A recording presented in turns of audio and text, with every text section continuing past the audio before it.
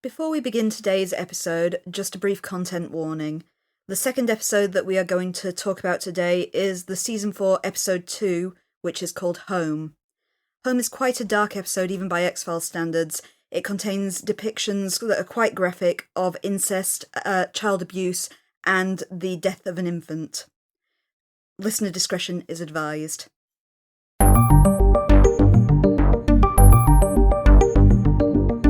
Hello and welcome to Things Are Getting Strange, an X-Files Rewatch podcast. I'm Nick. And I'm Kim. Oh, we don't have any news. Except for... Kittens? Kittens. Which aren't called Mulder and Scully, which, now I think about it, we didn't even think about, did we? No, though as of recording this episode, we're not actually sure of their genders either. We got two adorable little 9-week-old kittens yesterday. They're due for their first vet trip and vaccinations tomorrow, so next week we will actually be able to tell you what we've called them. Though Mulder and Scully is unfortunately not on our shortlist. Alas. So, moving swiftly on, I don't think we've got anything else in the works at the moment, do we? I think the kittens aren't really X-Files related either, which shows that we're dredging the bottom of the barrel. Though it's still less than 2 months now, I think, till File Fest, so that's coming up on the radar, and that's pretty exciting. You can find all their details over on their Twitter page. Actually, there is a weird bit of news, or a tangential bit of news, which I thought was kind of interesting because of the strikes in America. It's apparently David Duchovny had to sue 20th Century Fox for royalties from the X-Files because they wouldn't give them to him. Oh, really? Yeah, so it's like even something as high profile and successful as the X-Files, they were still saying to them, yeah, it's not in profit, so you can't have the money we said we would give you. Oh, that's terrible. Yeah, Hollywood accounting. So, yeah, he's been out on the picket lines and was one of the people highlighted for why they've gone on strike. Oh, totally understandable on that basis. Well, yeah. So, yeah, as of recording, that's still going and seems to show no sign of ending anytime soon. No, sadly so. But otherwise, well, I suppose we'll have to move along to some stuff from the past. True, that. And we're on to Season 4 now. Woo! Season 4, one of the better regarded seasons, isn't it? 3 and 4 usually come up on the list of these are the X-Files at its height, aren't they? Yeah, I think particularly with the conspiracy is people normally think that after Season 5 is where it starts to dip. So we're still in the kind of heyday of the X-Files now. True, although, and we'll get into it next season, is attitudes towards Fight the Future have shifted over time, because I remember it being really well regarded as one on release, but these days it's not as fondly remembered. I've got to admit, as I was a relative newcomer to the series when Fight the Future came out, I remember seeing it as a young teenager and it not really making much sense to me because I didn't have that background to understand it. Which is the double-edged sword of making the X-Files film, really, isn't it? Mm. And why I Want to Believe makes more sense as a film project, but we'll discuss I Want to Believe much later on. Yeah, that one is a long, long way off. Yeah. In the meantime, though, we should probably get back to Agent Mulder and Jeremiah Smith in Herrenvolk. Directed by R.W. Goodwin, written by Chris Carter, and broadcast on the 4th of October 1996. There's only one additional guest star of note who isn't covered by any previous episode, because we've got Skinner's back, Cancerman's in here, X is here, etc., etc. But we have Laurie Holden, who plays Marita Covarrubias. She is in 10 episodes of The X-Files, and will turn up in Resist and Serve, the PS2 game. I can't believe it's only 10. Yeah, she's not in many. But I was going through and, you know, the usual thing of finding out what else she's been in, and couldn't help but laugh at the first one I recognised. Go on. Silent Hill. The movie? The movie. Oh, really? She's Sybil. Is she really? She is. My goodness, I didn't recognise her. No, neither did I, but that is Marita. Oh, awesome. She's also in The Mist, as his friend from the supermarket. Yes. Yep. Yeah, I got that one. Hilariously, she was in Tech War. If you're in William Shatner off the thing, I've got to point out, I'm afraid. She was in an episode of Due South, and she was in Highlander the series. There can only be one. Yeah, they didn't really take that advice to heart, though, did they? Anyway. In rural Alberta, Canada, a telephone lineman is stung by a bee as he works at the top of a pole. He is approached by 5 identical boys and watch as he reacts to the sting and falls to the ground and dies. The boys look passively at him and walk away silently. The events from the previous episode are revised as Mulder and Scully encounter the alien bounty hunter in the company of Jeremiah Smith at a remote industrial site. Mulder and Smith flee from both of them and eventually reach a waterfront. Mulder attempts to attack the alien bounty hunter with the ice pick and manages to stab him. Both he and Jeremiah then escape on a boat, leaving Scully alone with the seemingly dead alien bounty hunter. But when she approaches the body, he wakes up and begins to choke her, demanding to know where Mulder and Smith are heading to. He releases her after realizing she has no such knowledge. On the boat, Mulder and Smith debate whether they should save Mulder's mother, despite the risk of men in black awaiting them, and Mulder eventually agrees it would be too dangerous, and instead they head towards Canada in a stolen car, where Smith says Mulder will find his sister. Meanwhile, the First Elder meets Cigarette Smoking Man in Tina's hospital room, confronting him with photos of his prior meeting taken by X. They realise there is a leak in the organisation and plan to smoke out the source by releasing false information about Tina being in danger. The alien bounty hunter learns of Mulder's whereabouts by listening in on a phone call between him and the captive Scully. When he finds out Mulder's current location, he abandons her, and Scully is able to tell Mulder that the bounty hunter is now after them both. In Washington, Scully reports to Skinner, who informs her the other Jeremiah Smiths have all vanished. Scully and Agent Pendrell investigate the data the Smiths were compiling and try to decipher the encrypted files. Scully contacts X, who tells her, after some duress, that it is related to the government's long-running smallpox eradication program. X tells her also that he believes Tina is in danger. In Canada, Smith and Mulder's car runs out of gas. They walk the last few miles on foot. They come across the corpse of the lineman from the start of the episode, now grossly decomposed and covered in ants. Smith takes Mulder to a mysterious field where they find a group of identical children. The girls all resemble Samantha at the age she was abducted. Smith tells Mulder that the cloned children are drones, workers used to pretend the field's incapable of speaking. After retrieving a gasoline can, Mulder tries to take one of the female clones with him against Smith's wishes. However, the alien bounty hunter soon arrives and begins to chase them. He corners them in a large beehive, but Mulder is able to tip one of the honeycombs onto the alien bounty hunter and crush him, and leave him stung repeatedly. Scully and Pendrell report to Skinner and the Office of Professional Responsibility on the data being tracked by the Smiths, which appear to be a cataloguing of human beings. Meanwhile, the alien bounty hunter catches up with Mulder, Smith and the clone, and hits their car with a van. He knocks Mulder out and pursues a fleeing Jeremiah Smith and presumably kills him and Samantha. Mulder returns to the hospital to see his mother, resigned to the fact he cannot save her. The Syndicate summon X to Mulder's apartment in an apparent trap and shoot him when he tries to leave via the elevator. X manages to crawl back to Mulder's apartment and writes letters SRSG in blood before dying. The letters lead Mulder to Marita Covarrubias, the assistant to the special representative of the Secretary General. Marita tells Mulder that the fields in Canada have been abandoned, but shows him a picture of the drone children tending to the shrubs, and says not everything dies. At Tina's hospital room, the Cigarette Smoking Man directs the alien bounty hunter to heal Mulder's mother, telling him that the fiercest enemy is the one with nothing to lose. I'll start with a weird curio that my brother sent. Okay. Thanks, Chris. He noted that, for interesting one of the whole very biblical feel to this episode, especially with Jeremiah Smith, and how that's JS and not JC. In Russian, C and S are the same letter. Huh. So Tying into last week's debate. I kind of want to say that I'm not surprised by what this episode does. At the same time, it's a weird split thing, because some of it feels we're advancing conspiracy, and other parts are we can't actually let Mulder know anything. I think that from what we see and what we can piece together, we actually do advance the conspiracy quite far in this episode. Yes. However, Jeremiah Smith can blow the whole thing wide open and spends, I don't know how many hours not talking to Mulder. Did you calculate this in the end? I didn't in the end, but because actually it's kind of dodgy. With we know they leave on the boat, and then they get the car from somewhere, and Mulder says he got it from a parking lot at an airport. We don't know if they flew to Canada or not. Oh, that's true. So we don't actually know how long, but we still got umpteen hours where Jeremiah Smith could say, okay, so the plot behind the conspiracy and the colonization of Earth is as follows. You know, we went through this when Bill Mulder got killed as well, and how you can't use that time to explain things. It's like Bill Mulder essentially doing his Shackleton, I'm just going for a walk, I'll be some time, to get out of telling us anything. But that was really narrow time frames, though. This is actual hours they've spent together because as far as we can tell, they didn't talk in that car ride. No, at the very least.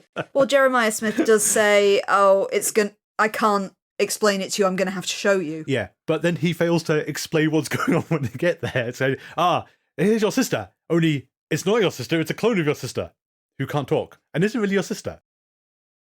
I think we as the audience have got kind of perspective that Mulder doesn't, though, because we can put together what Scully's learnt about smallpox and things like that to kind of get across that this is a deadly bee weapon.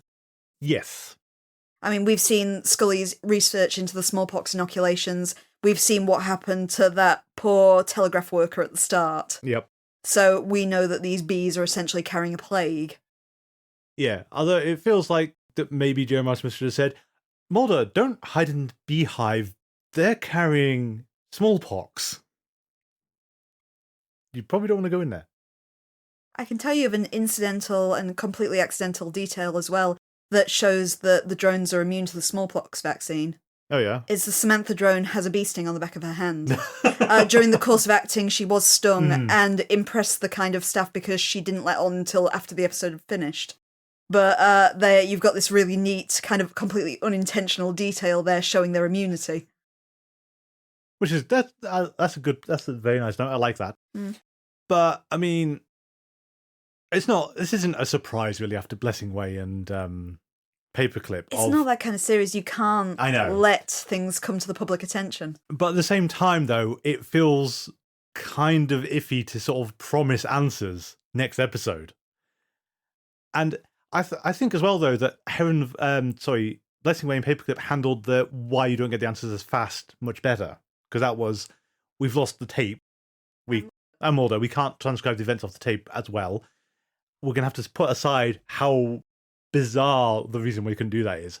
But this is still multiple hours in a car with someone who refuses to tell you what's going on, despite promising you all the answers. I know this upsets you greatly, but I do think that this episode is a lot more graceful continuation than The Blessing Way was. Because we don't have that, how is Mulder going to get out of this one? Well, it's just going to be a cheat. Yeah. Oh, yeah, it's not got that problems with it. But still, just a little bit of information. Just the high-level overview of the plan, if you will. Like, he can just go with, in 2012, aliens will colonize Earth, and there's not a thing you can do about it. You could even go further than that, I suppose, if we're going to be as nitpicky as you're being, of saying aliens are going to colonize Earth in 2012. They are going to use a deadly plague spread by bees that people will have no immunity to. There's nothing you can do to stop it. I don't understand why he didn't say that. When you put it that way, it does seem like the kind of thing that you could explain and you don't need to see the beehive to believe it. No, and I think it's also, it feels blatant audience manipulation of, you'll get to see your sister if you come with me. Here's your sister. Surprise! It's not your sister at all, it's a clone. What did you think, Mulder? I was going to give you your sister? Pcha! I did feel they missed an opportunity in that scene at the ginseng farm as well. There's the bit where they pour gasoline over Mulder so he can pass through the beehive, without being stung.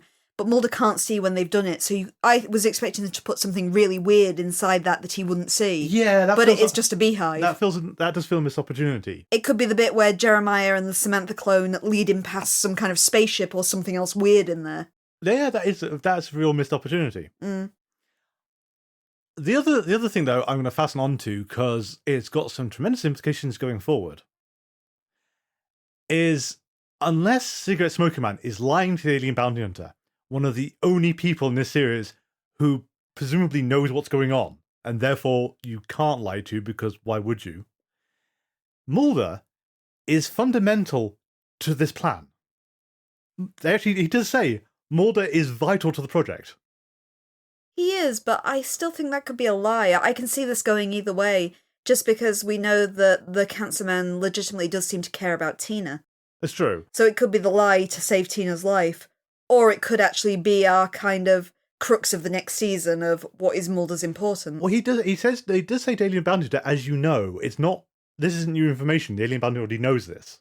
This is an excuse for why he's got to heal Tina. When previously Mulder's just been presented as that annoyance that we can't do anything about because we can't martyr him. Yeah. The only way I can get to make this less dramatic in the future is basically you have to embrace Jose Chung again. Is that basically Mulder is a smokescreen, so while he's running around shouting about government conspiracies and aliens, That's distracting from whatever they're actually doing. But Mulder is fundamental to the project by being a smokescreen. I love this idea. If this is not what we're going ahead with, someone should write this series where you've just got your absolute lunatic that's providing the perfect cover for your government organisation. Yes, by focusing and shouting about the same wrong thing. That's kind of a joke in Futurama. Is it? Roswell that ends well. We've invited the top brass from NASA. Oh, yeah, I Come up remember. with the other person, and one conspiracy theorist no one will believe who photographs things and he comes up with the wrong photo. Yeah. So I can't remember who photographs this Loch Ness monster, isn't it? And he tries to photograph the Planet Express ship. Oh, no, it must be that. He tries to photograph the Planet Express ship, leaving it at the end, and he comes out with the Loch Ness monster. So that's Mulder in your eyes. That's the not making him Space Jesus excuse I can come up with, because otherwise we're setting him up as Space Jesus. If he's that important. It's kind of interesting to give Mulder an importance, because technically speaking he doesn't have one up till now. No. Mulder's plot is all something weird happened to my sister. Yeah. Not him directly. Whereas Scully's the one who has actually been abducted by aliens or the government, however we're going to swing this. Yeah, but there's 2 points there at least. One is Errol in my flask doesn't make a lot of sense, given that Mulder was at risk of dying, and ditto for Endgame, where both he was absolutely at risk of dying without the intervention of Scully and or Crooked Man. The other is, though, to put it back the other way of how this connects into Samantha, is Dark Skies, that other X-Files-ish series I keep bringing out. Oh, yeah. That has a thing towards the end of the series where family bloodlines are vital to whatever the aliens are up to. So basically you tend to find that abductions within the family. Okay. That sounds creepy and cool. Where Dark Skies goes really stupid, and I do love this. In the final episode, basically they have to sneak someone on board one of the ships, so they put someone in place to get abducted. But they're going to stick this person in the person's apartment. So the aliens are actually using Earth addresses, to find their abductees. Not some weird kind of alien technology. Okay. Which Bizarre. doesn't feel right, does it? I'm going more on Mulder's whole stick at the moment makes me think more of the like of Silent Hill Homecoming. I can see we've that. already mentioned Silent Hill today, but the idea of it's a sacrifice of the parents choosing. Yeah. And, because the fact that the main character has a brother is integral to the plot in that as well, is the fact that it's not just a choice of we have to sacrifice our child, is you've got 2 children in the equation there. Which is kind of what we've got with Mulder as well, is we know that Tina's had to make some kind of Sophie's choice at some point. Well, and refused. And refused to do so. But it's been an impact because she had to make that choice because there are 2 children. Well, not only that, but the other choice was originally made given that file was altered. Because that's Mulder's name was on the file and Samantha's was stuck over the top of it. Inferring the fact that Bill's made the Sophie's choice and saved Mulder. Yeah, and his initial reaction was different to the one he settled on, which is very curious as to what's going on with his family. But yeah, no, we also have an interesting confirmation that magical healing powers are basically an aspect of the shapeshifters, not the clones, the actual shapeshifters themselves, which is the alien bounty hunter Jeremiah Smith so far. Yeah, I think we've got that clarity now, is you have the hybrids are the like of the Grigors, which I know you don't like me keeping calling them the Grigors. I don't know why you call them Grigors, but I've got no other way to refer to the people. So in Colony and Endgame, you had the Grigors who are our hybrids. Yeah. And then at the same time, you've got our actual colonists, which are like the alien bounty hunter and Jeremiah Smith. Though we still know as well that if Clone Samantha was telling the truth, there's something different about the alien bounty hunter as well. Yeah, and... Which is also kind of indicated in this one, in the fact that the stiletto weapon doesn't kill him. True, but then again, we don't know if, as we spent a long time talking about last time, whether he actually hit the right point, because I think we discussed a while, though, eyeballing that on the back of someone's neck is not going to be easy or quick. See, in my head, I keep thinking about this myself, is years and years ago, as you are well aware, I had a spinal tap. Yeah. And how precise spinal taps are, because you've got to get through a gap between 2 specific vertebrae. So imagine trying to do that with an ice pick in a panic during combat.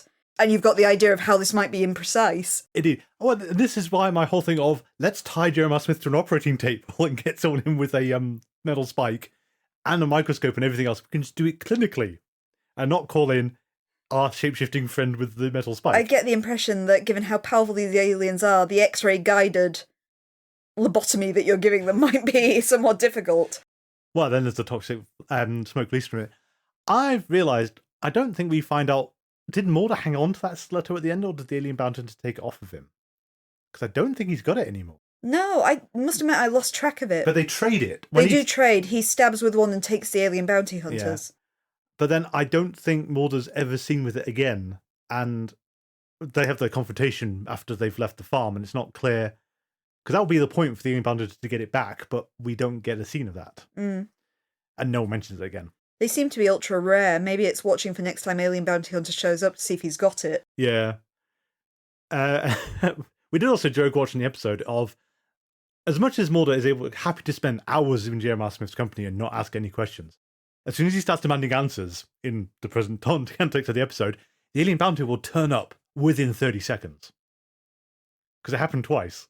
It's like wandering around the farm with the clone saying, "You've told me you're going to give me answers now." Turn up, and then, okay, we've run from the farm. Right, call Scully. We're going to get people down to go and save Tina. In comes the alien bounty hunter again. I'm thinking of it as some kind of Pavlovian response. It's like Of when the you ring the bell and the dog starts drooling.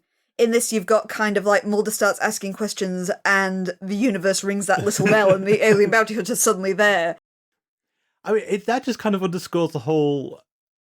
I mean, that's frustrating for my whole, the audience wants answers, but you can't give them the answers because that removes half of the fun. It all doesn't explain that time span in between when they could have had a lucid, calm conversation, and I know why they've done it, but... It's at that time as well, you never would have known how long the X-Files would continue going on for. We know now that the series has an ending point. Yeah. At the time, it was, this is season 4, this could run for 1 season or it could run for 5. Yeah. At the same time, it's also kind of clear they are still making up as they go. I think we've got a clearer idea. The episodes are following on from each other a lot more obviously than they once were, because this little two-parter is clearly our follow-up from Colony and Endgame. True, and not so much Apocrypha and Piper Maru. Well, this isn't a black oil story. We're back to the colonists and the clones. True, but we actually, the weird tie-in then is smallpox is a common thing between Anasazi and this one. But again, you're skipping over the black oil there. We are. The black oil is a weird problem at the moment. But it is kind of nice that we've picked on the smallpox vaccination angle. And I like that bit. I like Scully's science there and kind of working this through in front of the board as well. Oh, yeah. And it feels odd then that since she can definitively prove that the protein in her biopsy is different to the one in Pendrell's biopsy, that this wasn't a bigger thing for them to investigate? Because that raises some huge questions about what's been happening. I don't think she has a large enough sample size for it to actually be worrisome at the moment. I mean, she's taken 2 samples. But it's enough of an indication to say, could we do a wider test of this, sir, to find out if this is really happening or this is just convenient? At least fish around the FBI offices and get some more volunteers and see what we find from their smallpox vaccination sites. Yeah.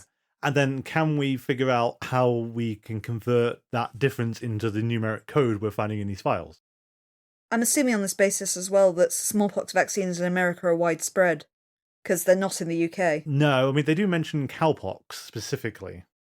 But cowpox historically is how the smallpox vaccine was formed. Oh yeah, but Scully explicitly references cowpox when she's talking at one point. But I'm going to assume on this basis it's the equivalent in scale of, in school, virtually everyone in the UK has a tuberculosis vaccine. Yeah. You know, everyone has a scar on their arm, which is their TB vaccine site. So I'm going to guess that the smallpox vaccination is America's equivalent to this. Or it's a generational thing and we're just at the wrong edge of it. Because smallpox has been eradicated, so we don't see it anymore. So we're in that TB we were in the TB phase rather than the smallpox phase, or that kind of thing. So I mean, if you rewrite the X-Files today, it'd be this is they've all got tuberculosis inoculation scars. And the protein is slightly different because of whatever tracking thing. For whatever reason, the aliens have decided to track every human on Earth. I imagine, though, what I'm getting to is the fact that if a smallpox vaccine is something that 99% of Americans have had, that's a really easy, discreet way that you could plant some kind of tracking protein in someone. Yes. If it's a medical procedure that you know virtually everyone needs to have. It gives you the opportunity, which is something that seemed really sci-fi at the time, but feeds into a lot of vax conspiracies these days. Well, yeah. the strangest thing is, of course, that QAnon these days is all about microchips, whereas the X-Files has a very weird, graceful kind of scientific idea behind it, without just saying microchips. I remember that being a thing with all the COVID vaccines, with conspiracy theorists saying this is how they will track you. Because X-Files kind of had this idea 30 years prior. Yeah, and everyone was a lot more insidious and not yet clear why they need it. It has been inferred so far that it's more like some sort of cataloguing system than a tracking system, but we haven't really delved into what exactly that means yet. Of all the people you could choose to be a drone work a drone, you've chosen Samantha. I'm kind of interested now then who the blonde kid is, because that feels like that whoever he is has got to be significant as well, and we've no idea who that is. No. At all. No. There's been no indication given, other than the appropriateness of it being a little blonde boy when we've called our episode Herrenvolk. Yes. Which I have a horrible feeling is what we're going for more than the implication of the other one, Samantha. At the same time, they're a bit creepy. I mean, children can be creepy anyway, but it's when we walked out to this phone truck just to watch a man die. Very Village of the Damned. It is. And I suppose that's meant to keep you on edge, because you're wondering when Mulder and Jeremiah Smith go there, are they going to start doing something? And they just don't. And basically kind of vanish off screen after a while. I've got to admit, I know it's the creepy opening, I'm a little confused why they wandered out there, because they've wandered quite far away from their base, and they're described as being like bees, so these are the workers, and they have a specific function, so why are they even there? I think once you said it's a creepy intro. That's it, basically. It is very odd. I mean, it's whatever the bees have. It's apparently potentially smallpox, and it's very fast affecting, very fast working. I'm going to assume that it does look like smallpox from the symptoms that the man has, but Way too fast. It's way too fast, and you're working on the fact that if America has a smallpox eradication program, it's some sort of variant mutant strain of smallpox that will still affect you even if you've been vaccinated. Yeah. Which is quite awful. So I just found in my notes that of how Jeremiah Smith is annoying. So when they first see the farm, which also has the cool black cubes over the top of everything, which is great for that looks alien. I know it's actually done in places, but to me, I don't know about you, as a normal audience, we're going, what the hell is that? It didn't strike me as weird, to be honest. Okay, it struck me as weird. Just black cubes everywhere. I grew up in a very rural area. Well, so did I, but I never saw that kind of thing. The same rural area. It is actually, as they posit at the end of the episode, a ginseng farm, though. Well, this is what I was going to get to, is they look down on the farm, and Jeremiah and Mulder says, what are they growing? And Jeremiah Smith says, a flowering shrub for pollen. You couldn't say ginseng. To be fair, it's cover as it's a ginseng farm, and it actually is filmed at a ginseng farm. They're probably not actually supposed to be growing ginseng in the episode. I know, but that's what Marita says, and she's allegedly the new contact, so... Presumably based on the way Jeremiah Smith words it, is that the plant is the actual infectant, and it's infecting these bees. Yeah. Do you get the impression that maybe that Jeremiah Smith was an actor before he became an alien colonist? He's just got such a theatrical way of saying everything. So you're going for the Alien Colonist Shakespeare Society? Yeah. Or the alien equivalent. Or, oh no, we could do the Star Trek thing where, Shakespeare's actually an alien, and you haven't heard Macbeth until you've heard it in the original Klingon. Huh? And it's just other things like Jeremiah Smith saying, oh, there's more to see at this farm. Yes, there are more boys there. And bees.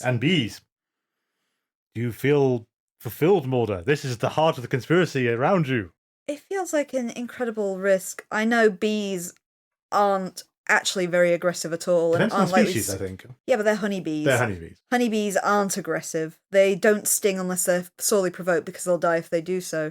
But taking Mulder, who is vulnerable to this super smallpox, to a place where everybody else is immune to super smallpox, feels like a massive risk of how we could lose our Mulder very quickly. Well, I mean, there's some interesting alternate things you could have done with that then. Reveal that Mulder actually is immune to the bee stings anyway. And this, him being critical to the project is something that's been done years back, and Jeremiah Smith doesn't know about it. It's interesting for a transmission vector as well, because bees, when they gather nectar, they do so by gathering it into like little sacs on their hind limbs, which they then carry back to the hive for which honey is made. But it seems to be that the transmission vector of the virus is their sting. So you think that if the pollen was the infectant, it would be just being touched by the bees would carry this. Yeah, so I gather what you're implying is that we didn't understand insect biology when we were writing this, and basically it goes into the bee's venom gland rather than into pollen gathering? I'm making this assumption based on Jeremiah Smith saying these are shrubs that we've raised for their pollen, is the pollen is the important vector, and we're using the bees to harvest that in some way. Yeah. Because, the bees processing this pollen would give you honey, which would give you a source of this. It just seems, like, once again, X-Files doesn't understand bugs very well. It's almost like you need Dr. Berenbaum on set. Well, I'm sure some people would love to have Bambi back, but I'm not sure she was there for her scientific knowledge. She knew all about cockroaches. She did, but that relies very much on the writer writing at the time. Should we talk about X? X's swan song.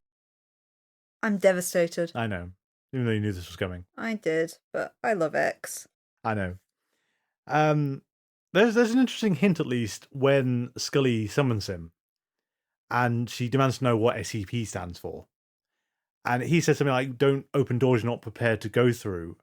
And it's an interesting... Scully might have got closer to what's going on than X was ready for her to get to, or thought she would be anywhere close to. Which is interesting. I don't know if she's managed to express that to Mulder at all. Hey Mulder, the conspiracy might be about smallpox. To be fair, Mulder's a bit worthless in this episode, in the sense that it's like he gives himself away to the alien bounty hunter because he won't listen to what Scully's saying when he calls up. Yeah. It's like, Mulder, just wait a minute. No, Scully, I need to explain to you exactly where I am. Stop interrupting, Scully. Actually, that was one I was going to try and come back to, or give back to X in a second, was Mulder leaves Scully behind and runs off. The alien bounty hunter chokes Scully, and when she says she doesn't know where Mulder is, lets her go and walks away. And then at some point he said, nope, walks right back up to her, grabs her and jams her in the car. It's really a kind of odd staging. It's, as always, we've noted the fact that Mulder is surprisingly self-centered, and more so than I remembered him being before this rewatch, is the fact that Scully goes off and makes all these discoveries, but Mulder's focused on him, his journey, his mother. His sister. I mean, he even pretty much abandons Scully in this episode and just drives off with Smith. He doesn't check that she's okay or anything like that. Yeah. No, she's fine. Just takes it as read she's going to be okay. You can view it as being his... trust. Yeah, his absolute wholehearted trust that Scully is fine and Scully can handle herself. Or you can take it as being he's so blinkered that he doesn't really pay attention to what's happening to her because she's just a kind of road bump on the way to the truth. Yeah. Which is not great for our Smulder shippers, as I'm now obligated to call them. Yes, we did discover that Smulder is the shipping, not Skulder, as you've been calling it. I wanted to give Scully at least one more letter and give Mulder one less, but this way Mulder gets most of his name and Scully only gets the S. Stick with your Skulder. Okay, Skulder. But yes, back to Mr. X then. Mr. X. So yeah, it feels like Scully has abruptly cut closer to the truth than he was expecting. They've got something more intense. It also feels slightly odd and kind of a fortuitous accident that Wet Wired happened as it did.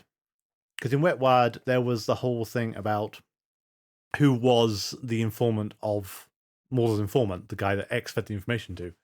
And in this one, they're talking about a leak, and that character in Wet Wired was only created because Stephen Williams was busy, but it kind of feeds into this, where there is more of a setup for there being a leak in the organisation. They catch him in such a simple way as well for someone who's been as careful as X. True, but it's like Game of Thrones. Yeah, but X has always been so sure from the start that he needs to keep himself safe, he's not going to make Deep Throat's mistakes, and he kind of falls into an even bigger pit than Deep Throat does because he falls so easily into the trap when the false information's leaked. It's true, but I suppose the difference is Deep Throat was counting on his reputation to see him through and actually went into a one-on-one exchange, whereas X was duped into coming to that apartment thinking that Mulder and or Scully would actually be there for him. Though we've got, as much as X has been a very variable source, you have to give him credit for using his dying moments to crawl to Mulder's door and give him the information to get a new contact. True. I mean, SRSG, I looked at it the first time and went, I don't know what this means. I'm surprised it reveals what it means so quickly as well. It Yeah. felt like it was going to be a clue we'd discover much later. But no, jump cut to the UN with Special Representative to the Secretary General. Oh, that's what it means. It's interesting because we've got a really good indication there of how far up our conspiracy's going. Oh, yeah. It's never really been quite clear, but you know it's going pretty much all the way to the top on this basis. Yes. Well, which, as an international implied organisation, it would have to. Particularly as the international agreements about alien life. And hang on. So, well, actually, no. The problem with the X-Files is everyone lies all the time. But in EBE, Deep Throat mentions there's a security article that no alien life form must be allowed alive on Earth. We have 6 Jeremiah Smiths wandering around that people know about. An alien bounty hunter who pops in for visits. We can discount the black oil to a point and the fallen angel creature because they were hunting them down. Well, in a way, doesn't this just all tie into Paperclip? Because you've got that idea of Operation Paperclip was we totally don't have all of these Nazi war criminals who are currently working for us. It's At true. the same time, it's like no, we eradicate our aliens, we totally don't have 5 of them working over there. It's true, and it does make it. Do you get the impression then on EBE, had it not been caught Mulder's attention in that way, that they would have quietly shipped it off to Area 51 or something and not killed it? You never know. We've had all these instances so far, like the black oil, where we've let the life form live. It's very true. It's clearly our official stance is, yeah, we eradicate them, but it's whatever serves the Syndicate's ends. Although the black oil felt slightly different, because that was actually at Cancer Man's instigation. Because that was to get the tape back. But again, we didn't eradicate the alien life form, so we're not following our international statute. No, but I don't know if that's the Syndicate or that would be Secret Smoking on himself, because that could be him making a personal deal rather than this other Syndicate would have handled it. But the Syndicate asked about it and the whereabouts of its spacecraft, so we're aware on some level. I think we're aware the alien is around, but they don't know quite where. And, I mean, we could go back to Apocrypha and, hey, it's still sitting in a missile silo in Georgia. With poor Kryjek. With poor Kryjek. He must have starved to death by now. Died of thirst? Which one comes first? I'm going on the basis of Anastasia. He's totally found the secret tunnel out of there by now. We know that Kryjek is alive. Well, we know Kryjek appears in some form because he's a guest star still. Could be a flashback. Could be a flashback. I mean, we know Marita's in 10 episodes, but they have to all be forward dated, I'd hope. So do you have anything else for this episode? I don't think I really do. I think we've pretty much covered everything. I would agree with you. It's less frustrating than Blessed Away in Paperclip. At the same time, it just needs to cover up why Mulder can't ask the pertinent questions until he's on screen. Yeah, I feel, other than for plot purposes, that's the biggest weakness, because I actually do like Talitha Kumi and Herrenvolk as a two-parter. I think of all the two-parters so far, it's probably been one of the best-paced ones. Yeah, I mean, I still think I'd give Piper Maroon and Apocrypha the edge, just because it's more of a horror experience in this. Colony and Endgame were a very good two-parter as well. They kept their pace nicely. I think it's the 3-part ones where it kind of falls down the most. But I like these. I kind of like what they're starting to build up with this deadly bee weapon and the smallpox as well. It's an interesting angle to take. Yeah. I'm really curious to see where that's kind of going to go going forwards and how we're going to develop on this as a kind of crux of our colonization plan. Which we have confirmation is actually what is going on, because Jeremiah Smith himself says it's colonization. Doesn't usually end well for humanity in that case, does it? I'm thinking of Half-Life 2 here. Well, as the Cancer Man has said, the date is set. Yes. Was I just pulling data off the air when I said 2012 before? Let's find out later on. Even if the X-Files will blow past that date eventually. Nostradamus did say that's when the world would end. We say in 2023.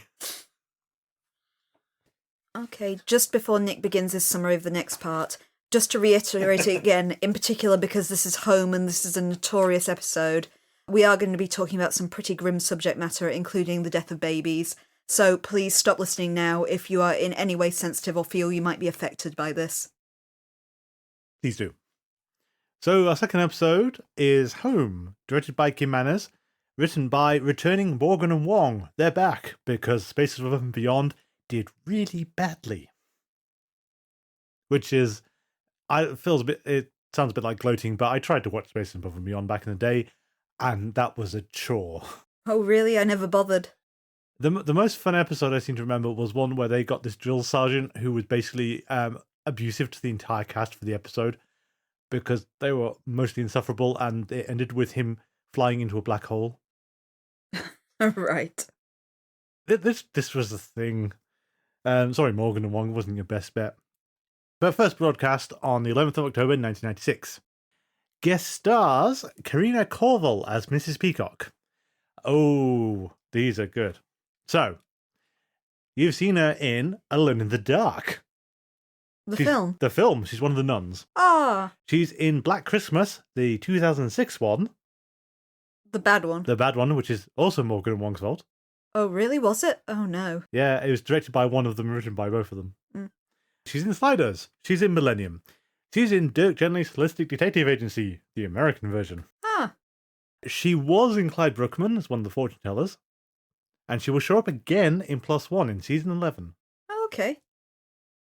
Our other guest star of note is Tucker Smallwood as Sheriff Andy Taylor, who was in Biodome, Contact, Deep Impact, Seinfeld, Babylon 5, Space Above and Beyond, Millennium, Frasier, Star Trek Voyager, and Enterprise.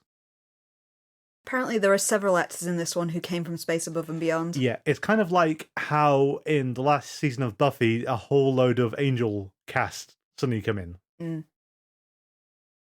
The episode this time is set in the small town of Home, which is in Pennsylvania. We see in the incredibly gruesome opening sequence a woman giving birth to a very deformed baby. There are 3 similarly deformed adult men nearby. They take the baby away and bury it, still alive, near their home during a rainstorm. Mulder and Scully are sent to investigate the corpse after it is found by a group of children during a sandlot baseball game. Mulder talks to Home's sheriff, a man named Andy Taylor, who expresses the fact that he wants their town to remain quiet and small town, and he doesn't want it to be shaken and changed by this horrible murder.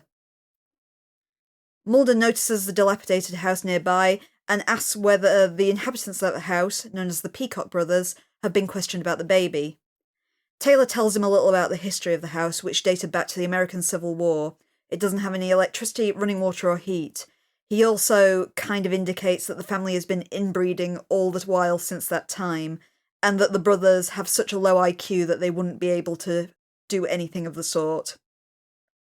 As they are talking, Mulder notices that the 3 Peacock brothers are watching them from their front porch.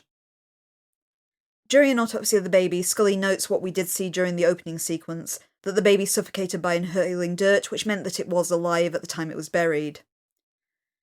Scully notes that the baby carries every congenital birth defect you could imagine, and those could have definitely been caused by inbreeding. Mulder, however, insists this would have been impossible. The Peacocks seem to live in an all-male household, and they were previously told by the sheriff that their mother and father had both died a few years before in a car accident. This means that the household was all-male, and a woman would have needed to be involved for these babies to be so inbred. However, they do begin to fear that the Peacocks may have kidnapped and raped a woman who could still be in danger within their house. Mulder and Scully investigate the house while it is abandoned and discover blood, scissors, and a shovel on the table. However, in retaliation, the Peacocks enter Sheriff Taylor's house during the night and murder both him and his wife very brutally. When Mulder and Scully find out about the sheriff's murder the following morning, they're a bit confused about how it could have happened. There was no real reason why the Peacock brothers should have targeted the sheriff unless they knew that Mulder and Scully had been to their house and investigated, but they were pretty sure that nobody else was present at the house while they were there. However, when laboratory tests come back indicating that the baby's parents were members of the Peacock family, they believe again that something must have been missed and there must be an imprisoned woman somewhere on that premises. With the assistance of Deputy Barney Pastor, The agents return to the Peacock's house with the intent of arresting them. However, when Pastor breaks down the front door of the house, he's decapitated by a booby trap. Mulder and Scully release the Peacock's pigs as a diversion to lure the three brothers out of the house before they can search it again. Beneath the bed, they find a quadruple amputee hidden.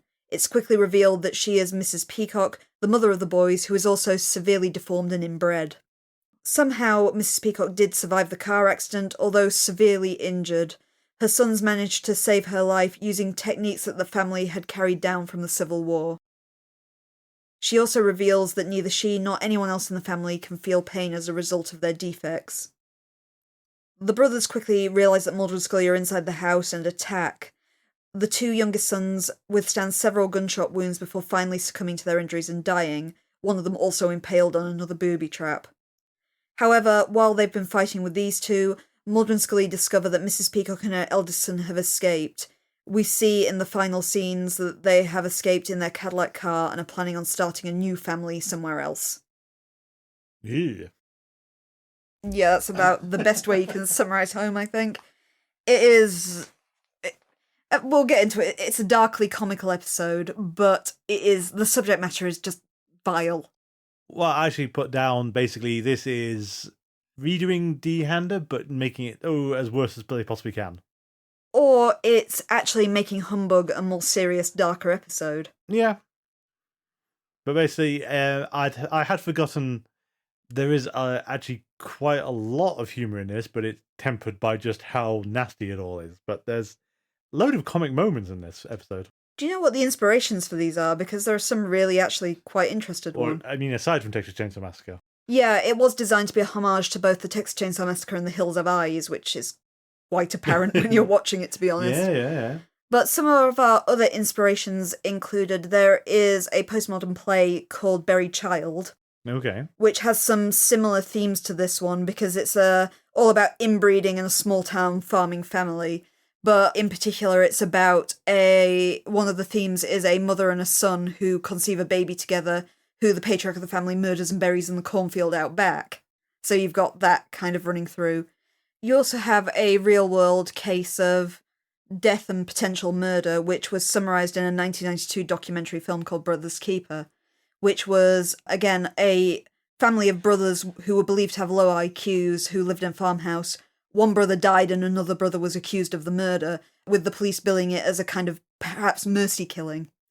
But it was then thrown out of court because essentially the brother, who only had an IQ of 68, was coerced by the police to sign a confession when it was proved he couldn't actually read what was in it. So that kind of fell into the detective in this episode saying it couldn't be the brothers, they're not intelligent enough. Okay. In there. But you also had, the most interesting I thought, was a story from Charlie Chaplin's autobiography. Okay. Where he recounted a experience he had when he was staying at a miners' tenement home in Wales, where after dinner the host introduced him to Gilbert, who was a disfigured man with no legs who slept in their kitchen cupboard. And a lot of this episode was kind of based around Glenn Morgan misremembering this account, as Chaplin being introduced to a quadruple amputee with no leg. As Chaplin being introduced to a quadruple amputee who the couple kept under their bed, which is how you got the whole thing from this. Need to have words with these people. Yeah, but they're quite an interesting array of kind of inspirations you have, and you can see how all of them fed into Home. Yeah. It feels odd, though, to accuse them of having low IQ, given they put together some effective booby traps. Not to mention the fact that they have a completely self-sustained farm on their premises that they're able to tend to, apparently. And can drive cars. And can drive cars, yep.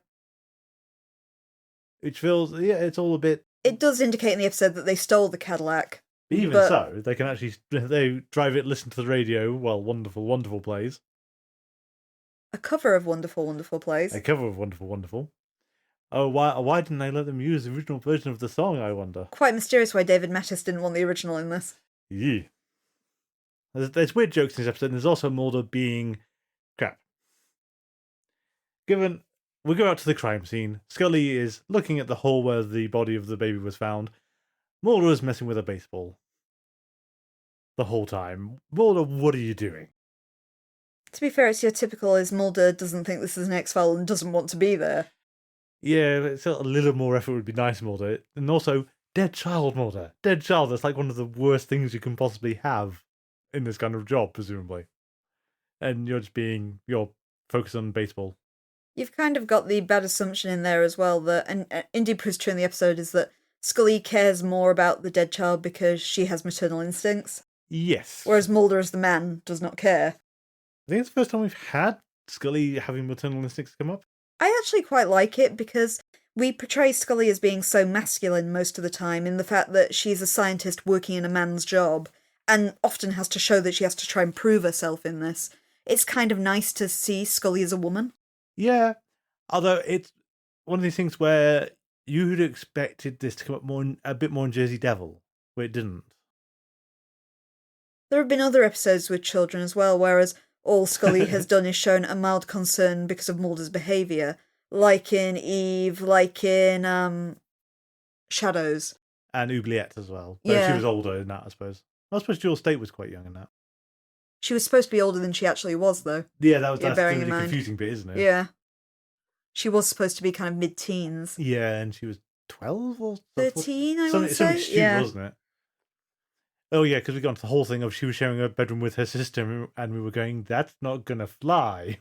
Correct. So, yeah, interesting to see Scully having maternal aspects.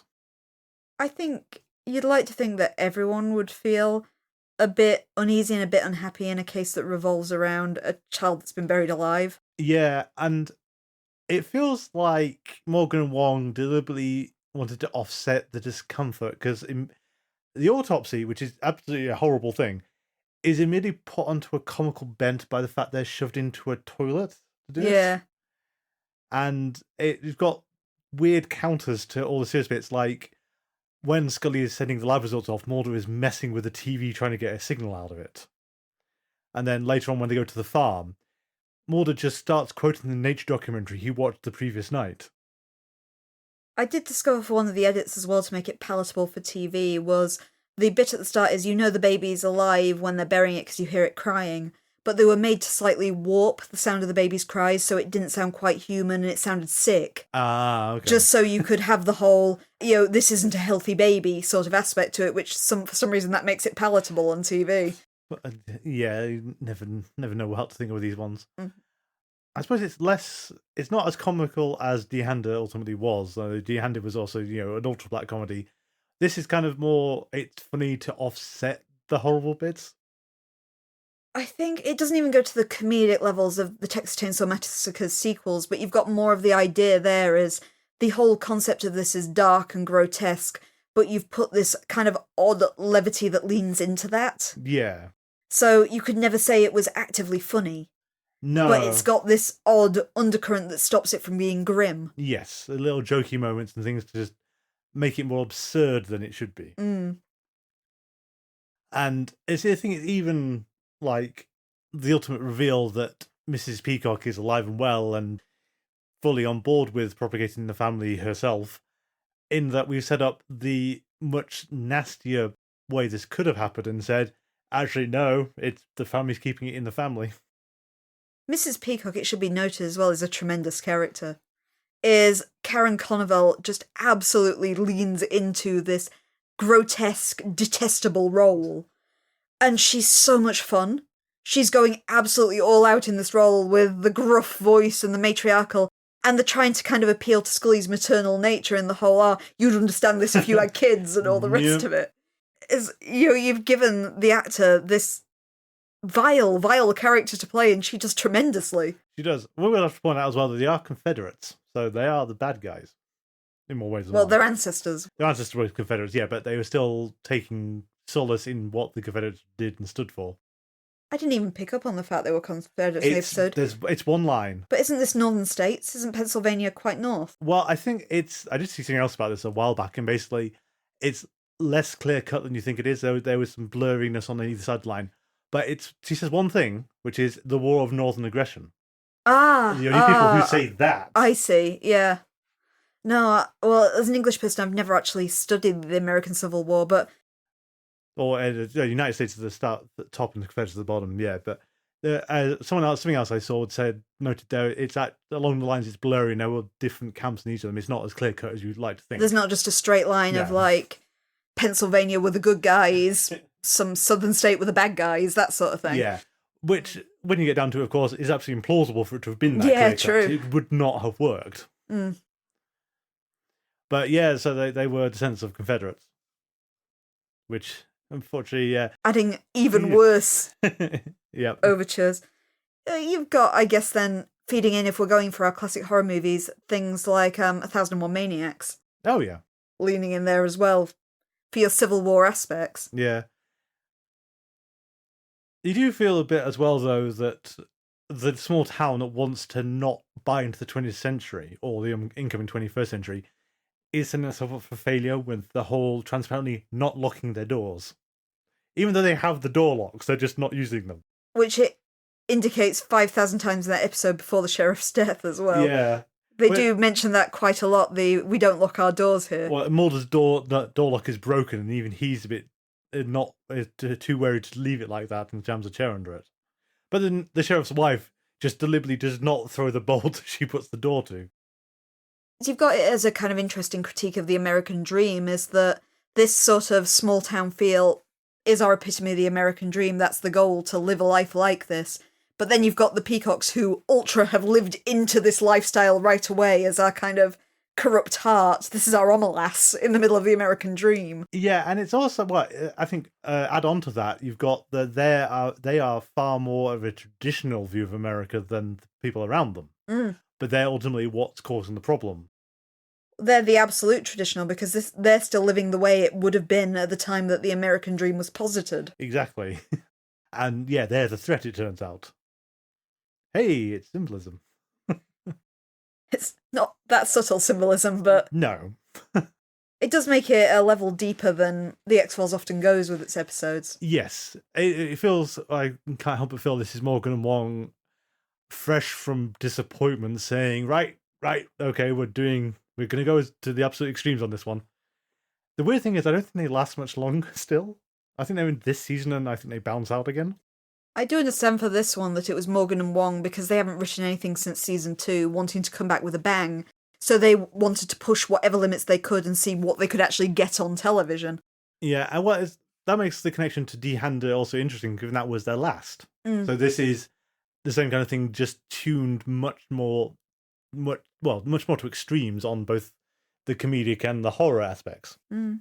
I've got to admit that I wasn't looking forward to rewatching this, because I remembered it being vile. I remember the child death. Oh, yeah. I could remember the booby-trapped house and Mrs. Peacock under the bed.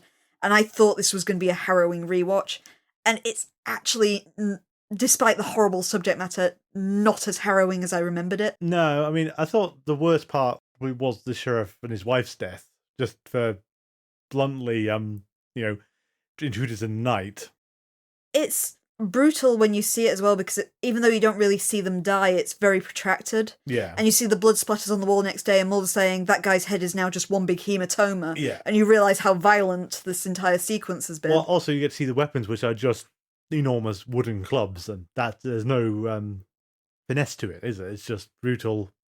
We'll hit you with this big stick. And also the fact that it's come at the hubris of the sheriff saying that he always leaves his door. Everyone knows I leave my door unlocked, or whatever he says, and this is what comes back to bite him. Well, and also, and the episode doesn't ever really handle it, this is entirely Mulder and Scully's fault. Because they had this conversation in Mrs. Peacock's earshot. Yes. And I don't think either of them quite grapple with the whole, if we hadn't had that conversation inside that house at that time, the sheriff would be alive at this point. In their defence, they had no way of knowing that there was a quadruple amputee hidden under a bed. But it's the kind of thought that should come to them like 4 a.m. a week later and go, oh, hell. They've killed other people between them, but... It's probably a police force thing as well, is that you shouldn't have confidential conversations like this in the open. I feel this is something that we should go away and have this conversation in the car or somewhere private. I mean, it also possibly, I don't know how intentionally, reveals how law enforcement will bend rules to their liking. Because the whole bit where Mulder goes to go inside and Scully says there's no probable cause, so get a torch to peer in through the door. until they spot the bloody scissors, and that's taken as probable cause to go in. Mm. And it's one of these things where it's probably to the letter of the law, but not the spirit of it, because the spirit is the whole, you're not meant to be here unless you've got a reason to go in there. And they're finding excuses to sort of break into someone else's house. It's where you often see in other procedurals is the difficulty of getting a search warrant, because you need the kind of probable cause before you can get it, is they would have had to seen something that made them suspect the brothers to get that search warrant, but they managed to circumvent this entire process there. Yeah. And there's... they were right, of course, because it's Mulder and Scully. Exactly, but in the real world, this turns out to be extremely contentious and very dubious in a lot of cases. It's also the kind of thing where you'd wind up getting this thrown out of trial because they'd broken a cardinal rule. Oh, yeah. But we're not thinking about that because we're writing semi-trashy TV. It's semi-trashy TV, and the fact that we've got 45 minutes to tell a story. And we're trying to do Texas Chainsaw Massacre and a few other things very, very quickly. You certainly do feel... I have a soft spot for the Texas Chainsaw Massacre movies just because I love my ridiculous old horror films. You definitely get the feel of that in there, particularly with them entering the booby-trapped farmhouse and stuff like that. Well, yeah, it's the bluntness of the Texas Chainsaw Massacre is what always stuck out to me the first time I watched it, because I remember when basically it was banned in this country, and basically it's like in The Exorcist, you build up reputations based on the fact that you can't see it very easily, given internet piracy didn't really exist, and otherwise you have to find someone with the videotape and they've got it from God knows where and all the rest of it. But I do remember going to see it at university for the first time and not desperately enjoying it, but what always stuck out though was just the absolute bluntness with which the various teens were dispatched when they wander into the house. You have it as the counterpart to a lot of modern horror where we're familiar with your kind of slasher films where usually a young woman is chased down in a lengthy sequence and then killed. Is Leatherface in the Texas Chainsaw Massacre as these stupid teens go in one at a time and he dispatches them in minutes. The contrary to that, though, I then say is the 15-minute chase sequence at the end of the film, which goes on for... I know that's intentional, but... Oh my God. You always have the final girl, particularly back then, though, and this was the survival of a final girl. But how long was that chase? But compare it to some of her friends, like the one that immediately just gets grabbed and posted on a meat hook the second they set through that door. The one that trips over and then he just clubs over the head. Yeah. Is that the Texas Chainsaw Massacre was kind of shocking because it doesn't have build-up. No, that's true. So do you have anything else for this one? Surprisingly not. For an episode that's so infamous, I think we've pretty much covered everything about it. There's not actually a lot to it. No, it's quite simple and to the point. Again, it feels like our dream passion project has just crashed to earth. We need to do something to refresh ourselves. And the fact that Morgan and Wong chose this to do that with, and does that say a lot about Morgan and Wong as people? I like it as a homage to old kind of video nasty sort of inbred cannibal sort of horror as well. It's not my preferred genre, but you can totally see where they're going at, and they have kind of caught that spirit and the framing and the way that it's filmed. Yeah. A lot like those old ones. Oh yeah, almost completely in the dark in places. It's particularly that last fight with the two brothers in the house, where it's so close quarters, it's quite hard to tell what's going on. Yes. I'm not sure if that's Kim Manners not being a good fight choreographer, or we're deliberately trying to hide everything in the gloom. To be fair, they didn't really have a lot of space, and I imagine you're using some of that gloom to hide some of the prosthetics as well. Which look fine for the glimpses you get of them, but fortunately you don't get a good look at them. No, it's very much an appearance. More so, which is the one with three fingers? Wrong Turn. Wrong Turn. It's very much like the inbred kind of monsters in One Turn. Oh, you should clarify though, the original Wrong Turn, not the remake. Yes, the original Wrong Turn, the one with three fingers, not the remake, which I actually quite enjoyed, but is a very different film. Well, it was fine, but why is this called Wrong Turn? I don't understand. Where they're like a Confederate survivalist society rather than the Three Fingers and his inbred brothers. Yeah, it was a choice. Mm. But yeah, I think that's everything. Okay, so since Herrenvolk is the second part of a conspiracy episode and you chose to opt out last time, oh no, you're on the hook now. So, we'll go to Kim's Conspiracy Corner. Okay, our two-parter of Talitha Kumi and Herrenvolk follows on largely from what we learnt in Colony and Endgame. We know now that we do indeed have a alien colonization on the cards. The date of it is set, as the Cancerman says, but we do not know when. This colonization seems to involve in some way a deadly plague. We see them utilising bees to kind of create this on the ginseng farm during the episode. We don't know exactly what it is, but it seems to be some ultra-virulent form of smallpox, which can kill pretty much instantly. So it looks like however and whenever this thing is going to be unleashed, it's going to be devastating.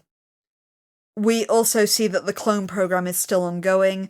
The people who are tending this farm are clone children, boys and girls both, the girls bearing a striking resemblance to Samantha. They also seem to be immune to the deadly bee weapon in some way, because they are able to tend to these crops and they are not succumbing to the smallpox.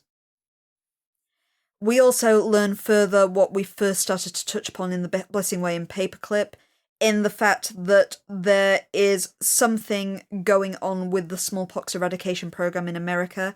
It's introducing some kind of protein marker to people in the site of their vaccinations.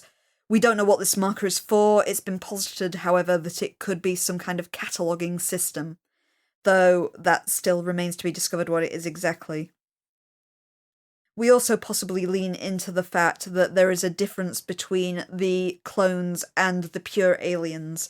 We see now that the shape-shifting aliens, not only can they shapeshift, but they can also heal people from pretty much anything, ranging from strokes to gunshot wounds just with a lay on hands.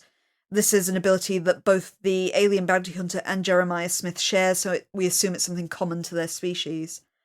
The fact that the alien bounty hunter is augmented in some way, as Samantha indicated in Colony, might still be true. Mulder does stab him with the stiletto weapon, which is shown to be fatal to both aliens and clones in the past, but he does not die. We just don't know if Mulder didn't do it properly, or if he genuinely is immune that Samantha feared he might be. Finally, we see how deep this conspiracy is running to a greater degree through Marita, Mulder's newest informant following X's tragic demise. Marita is actually a member of the UN, which leads into what we learnt in EBE more than anything, in the fact that this conspiracy isn't just something that affects the United States, it's got a farther-reaching kind of global implication to it. Thank you. Is that everything? I think that's everything for now. Brill. So, next week, I believe we're talking about Taliko and Unruhe. Yes. Taliko. Not looking forward to this one. Unruhe. Well, not looking forward to that, but for a different reason. Unruhe, I will say now, is one of the episodes that absolutely scared the hell out of me when I first saw it. So, I'm not looking forward to revisiting it for that reason. No. Taliko, on the other hand, is... X-Files writers, I don't think you should be intruding on this space. It's going to be a fun week. Yeah. I mean, again, for the X-Files reboot, if all goes as intended, Taliko is one of the ones I think they'd actually sort of take out and say, we're going to try and redo this one. Yeah, I think if the reboot, this more diverse reboot that they hope for goes off, you could possibly touch things like Taliko and Fresh Bones again. Yeah, and do them far better than they've been executed. But we'll get to Taliko next week.